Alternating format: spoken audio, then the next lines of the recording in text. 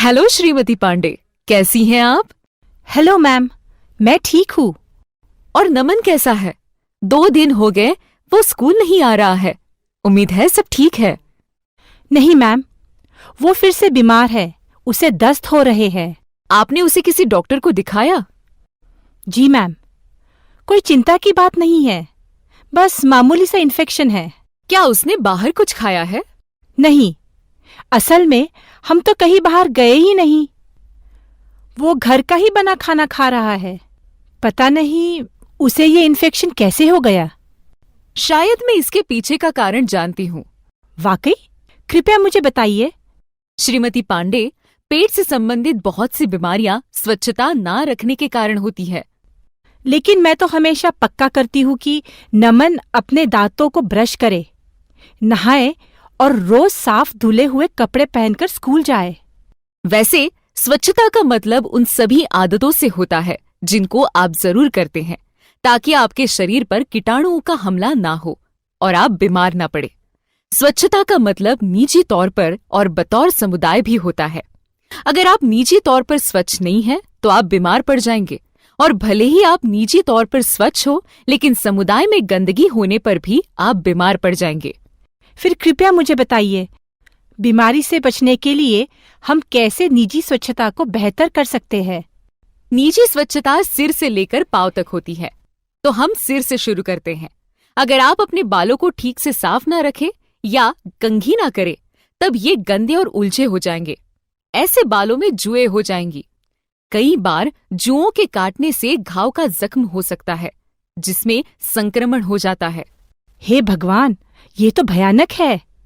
अब दांतों पर आते हैं। ये बहुत जरूरी है कि बच्चों को सिखाया जाए कि वे हर खाना खाने के बाद अपने दांतों पर ब्रश करें। अगर ऐसा संभव नहीं है, तो उनको कम से कम हर बार खाना खाने के बाद अच्छी तरह से कुल्ला करना चाहिए। वैसे सुबह सोकर उठने के फौरन बाद और बिस्तर पर जाने से पहले ब्रश करना जरूरी है। मैम, मैं नमन को हर दिन सुबह ब्रश कराती हूँ, लेकिन रात में नहीं। आपके लिए उसको रात में ब्रश करना जरूरी है, क्योंकि खाने के कण दांतों के बीच फंस जाते हैं। इससे बैक्टीरिया पनपने लगते हैं और जिससे दांत खराब होने लगता है और कैविटी के साथ सांसों में बदबू आने लगती है। इसके कारण मसूड़ों से खून भी आने लगता है। मैम, निजी स्वच्छता को बढ़ाने के लिए हम और क्या कर सकते हैं? खाने से पहले, खास तौर पर भोजन से पहले, हाथों को धोना। हाथों द्वारा खाने के साथ कीटाणु भी आपके मुंह में चले जाते हैं। इन कीटाणुओं के ही चलते पेट में इन्फेक्शन होता है, जिससे डायरिया होता है। डायरिया से दस्त, मरोड़ और उल्टी होती है। अमीयोबायोसिस सबसे आम तौर पर होने वाली पेट की बीमारी है। क्या डायरिया या अमीबियोसिस खतरनाक हो सकते हैं? हाँ, क्योंकि इसके चलते शरीर में पानी की काफी कमी हो जाती है। इसके परिणाम में शरीर आवश्यक साल्टों और इलेक्ट्रोलाइट्स को खो देता है। कई बार तो रोगी शॉक में जा सकता है और हो सकता है ये जानलेवा हो जाए। ये तो भयानक है।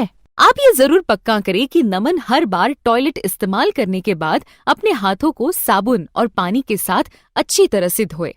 इससे ये पक्का होगा कि कीटाणु उसके हाथों के जरिए उसके पेट नहीं पहुंचे। पेट के कीड़े वो सारा पोषण खा लेते हैं जो भोजन के जरिए हमें मिलता है। इससे शरीर को कुछ नहीं मिलता है और वो कमजोर होने लगती है। याद रखें, कीड़े कई तरह के होते हैं, जैसे हुकवर्म या टेपवर्म। मैं कुछ और कर सकती हूँ?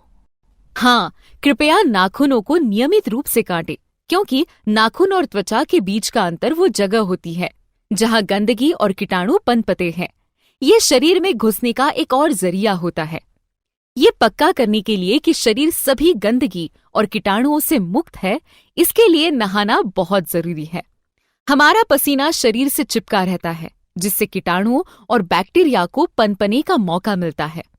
आदर्श तौर पर कहूं तो आपको एक दिन में 2 बार नहाना चाहिए। साथ ही नहाने के बाद मैले कपड़े पहनने के बजाय साफ धुले हुए कपड़ों को पहने। शरीर का कोई हिस्सा है जिसका मुझे विशेष ध्यान रखने की जरूरत है? हाँ, और वो है आपके पैर। अपने पैरों की उंगलियों के बीच में सफाई करे नहीं तो त्वचा में इन्फेक्शन हो जाता है और इसके चलते एक फंगल इन्फेक्शन हो जाता है, जिसे एथलीट फीट कहते हैं। फंगल इन्फेक्शन आमतौर पर नम और गीली जगहों पर होते हैं, जैसे कि आपके पैर या गर्दन।